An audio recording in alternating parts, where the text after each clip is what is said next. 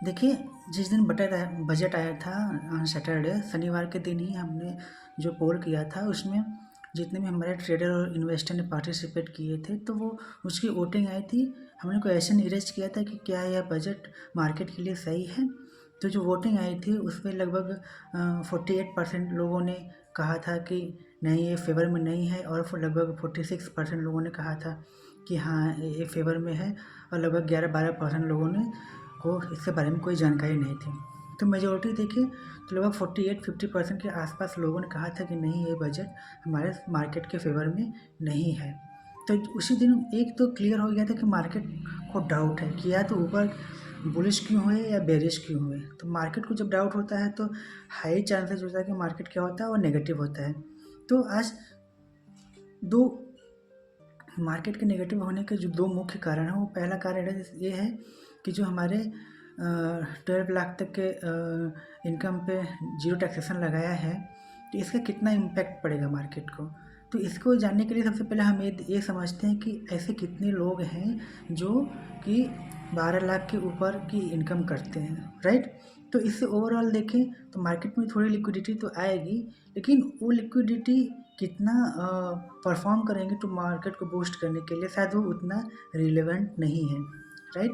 और दूसरा इम्पोर्टेंट जो शायद मार्केट के लिए अच्छी बात नहीं थी, वो ये पॉइंट है कि जो हमारे एफपीआईज़ पे capital long term capital income पे जो उन्होंने कैपिटल गेंस पे टैक्सेस को बढ़ा दिया है, जिसकी वजह से एफपीआई ने अपना क्या किया है, अपने सौदे को और अधिक तेज़ी से बेचना शुरू कर दिया है, ठीक है। तो मेन रीज़न तो यही है कि इसकी वजह से मार्केट में एक बहुत बड़ा सेल ऑफ देखने को हमको मिल गया है। और यही नहीं, इसी की वजह से आज देखिए तो हमारा जो रुपया हो डॉलर के मुकाबले लगभग 87.17 हो गया है, मतलब बहुत ज़्यादा टूटा है आज। क्यों? क्योंकि जब डॉलर जब एफबीआई फॉरेनर अपना पैसे यहाँ से निकालते हैं तो डॉलर की डिमांड बढ़ जाती है। जब डॉलर की डिमांड बढ़ेगी, जिस चीज़ की भी डिमांड बढ़ेगी तो उसकी क्या होगी, वैल्यू बढ़ जाएगी। तो डॉलर की डिमांड बढ़ने का रुपये का वैल्यू कम हो गया है, ठीक है। जो अब हमें अधिक रुपए देगा उसको हम $1 देंगे, आप ऐसा समझ लीजिए। जो अधिक रुपया देगा तो उसको जब रुपये की मतलब वैल्यू गिरेगी तो डॉलर वहाँ से क्या करेगा, शूट करेगा, राइट। तो डॉलर क्यों, रुपया क्यों गिरा? क्योंकि डॉलर का डिमांड बढ़ गया है। अच्छा देखिए, मार्केट में एक और नेगेटिव सेंटीमेंट है। जब भी डॉलर महंगा होगा तो ये हमारा मार्केट नेगेटिव ही लेगा। क्यों? क्योंकि हमारे जो डेली इसेंशियल चीज़ें हैं जैसे दालें हो गई हैं और तेल हो गए हैं, और भी बहुत ज़रूरी चीज़ें जो हम आयात करते हैं उनका कॉस्ट बढ़ जाएगा। जब उनका कॉस्ट बढ़ेगा तो इन्फ्लेशन इंक्रीज होगा, राइट। तो बजट वाले दिन भी हमारे फाइनेंस मिनिस्टर ने फोकस किया था कि हम दालों पे आत्मनिर्भर बनेंगे। तो उसका भी मेन कारण एक ये है क्योंकि हम लगभग 3 से 4 बिलियन डॉलर का आयात करते हैं दालों को फ़ॉरेन से। तो ये बहुत बड़ा हमारा ये जो फिजिकल डेफिसिट का एक हिस्सा है। तो शायद अगर इसमें हम आत्मनिर्भर बनते हैं दालों पे, तो हमारा जो फिजिकल डेफिसिट है वो हो सकता है थोड़ा सा कंट्रोल में आ जाए। और एक और न्यूज़ है कि जो चाइना ने अपना एआई असिस्टेंस जनरेट किया है डीप सीक, तो उसको अमेरिका और इटली और आयरलैंड जैसे देशों ने बैन किया है। तो देखिए, मेरा भी मानना है कि इसे बैन होना भी चाहिए, क्योंकि यदि हम इंडिया के पर्सपेक्टिव से देखें तो हमारा लगभग वो 140 करोड़ की पॉपुलेशन है। यहाँ पे मैन पावर काफ़ी ज़्यादा है। हम मैन पावर को यूटिलाइज कर सकते हैं एज ए मशीन, ठीक है। जहाँ पे मशीनों का काम है कुछ हद तक हम वहाँ पे मैन पावर को यूटिलाइज कर सकते हैं। तो देखिए, एआई यदि हम अडॉप्ट नहीं करेंगे तो ज़ाहिर सी बात है हम ग्लोबल मार्केट में पीछे हो जाएंगे। तो हमको एआई को भी अडॉप्ट करना है, साथ में अपना जो एम्प्लॉयमेंट है उसको भी देखना है। तो दोनों को देखते हुए मेरा तो यही नज़रिया कि इंडिया में भी इसे बैन कर देना चाहिए, राइट। और हमारे जो स्टॉक्स हैं mid cap, small caps and सारे अच्छे खासे आज टूटे हैं, और उम्मीद है कि अभी कुछ दिन तक ये टूटते रहेंगे जब तक कि एफपीआई की सेल ऑफ रुकती नहीं है। और अभी हमारा 5 से 7 फरवरी को हमारी आरबीआई की मीटिंग है।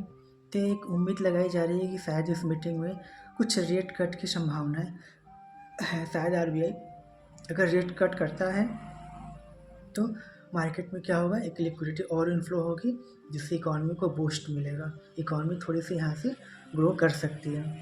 तो ओवरऑल देखा जाए अगर मार्केट के पर्सपेक्टिव से ही हम बात करेंगे तो अच्छा, यदि आपको हमारी वीडियो अच्छी लगे तो लाइक ज़रूर कर दिया करिए, और अभी तक सब्सक्राइब नहीं किया तो सब्सक्राइब भी कर लीजिए, शेयर करिए, थोड़ी मोटिवेशन मिलता है। ठीक है, बस इतना ही कहना था। अब आते हैं अपने टॉपिक पे।